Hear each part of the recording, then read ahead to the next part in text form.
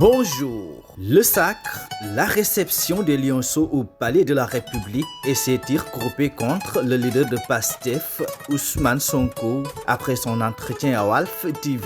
Le sujet intéresse beaucoup de journaux reçus ce lundi à l'agence de presse sénégalaise. Vainqueur de l'édition 2023 de la CAN des moins de 17 ans contre le Maroc, les lionceaux qui sont rentrés à Dakar dans la soirée du samedi au dimanche ont été reçus au palais de la République par le chef de l'État. Le président de la République a décidé d'octroyer une prime spéciale de 10 millions de francs CFA à chaque membre de cette délégation et 20 millions au coach selon la tribune. Macky Sall gâte les lionceaux s'enflamme le quotidien national Le Soleil dans le journal, à l'instar des champions d'Afrique des moins de 20 ans. Une prime de 10 millions est offerte à chaque membre de la délégation, à l'exception du sélectionneur Serigne Saliou Dia qui recevra le double, le 20 millions de nos francs. CAN U17, une prime spéciale de 10 millions pour chaque joueur et membre du staff,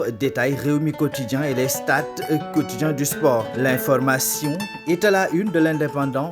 Le président honore les lionceaux. Il se félicite des valeurs qui ont guidé les champions d'Afrique en ces termes. Je salue la maturité tactique, les fortes qualités mentales et les valeurs du civisme et de patriotisme dont vous avez fait preuve. Une consécration des rois d'Afrique qui a poussé le président de la République, le chef de l'État dans Libération, à casser la tirelire avec une prime spéciale de 10 millions pour chaque membre de la délégation.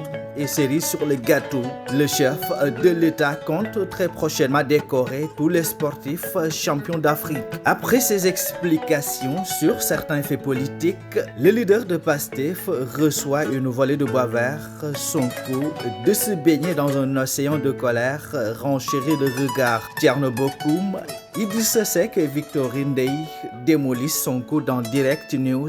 Tu passes encore à côté de la plaque, fulmine Thierno Bocoum. Idrissa Seck se veut moins virulent mais plus sarcastique que le président du mouvement Agir.